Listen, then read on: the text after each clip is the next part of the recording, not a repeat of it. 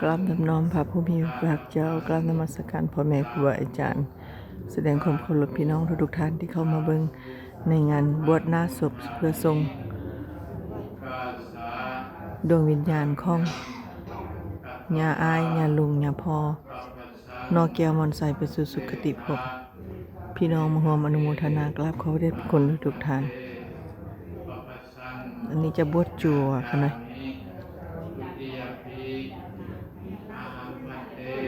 ไม่เข้าก็เตรียมพร้อมเอาไปใต้เฮ็ดเด้มันเป็นสิ้นเฮาอีนะมันเป็นของเฮาได้เนาะ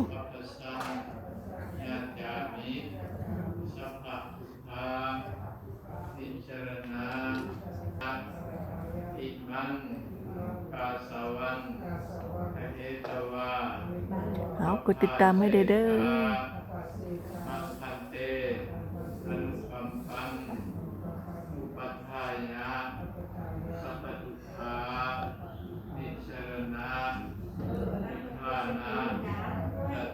สอรี่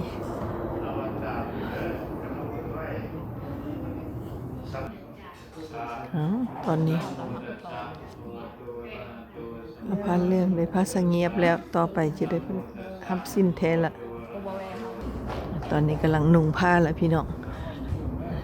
จะไปรับสิ้นทาวรละนุ่งผ้าละ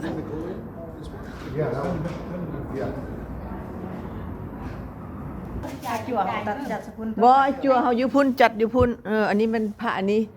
เฮ็ดซ้ำหมู่ตัวเฮ็ดซ้ำหมู่อันที่สองการผ่าจั่ว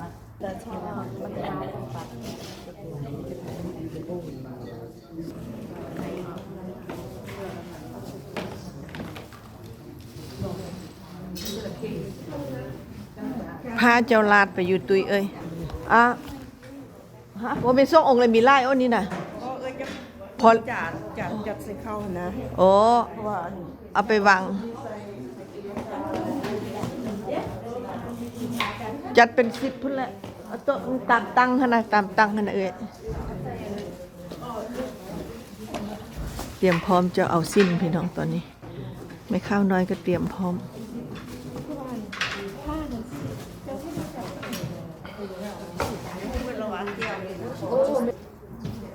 ถูก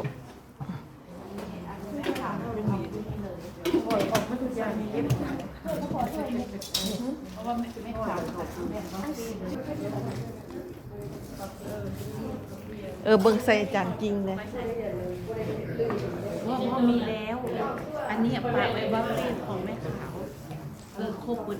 เอายกมาพี่เด้อคงไม่เข้าเอามาไว้ตัวนี้ก็มาว่าลากมาพี่บ่เดียว somebody else วางนี้ตุ๊อยู่ในบนมาร์เก็ตสตาร์บัคมันบ่มีเดร่าหน้า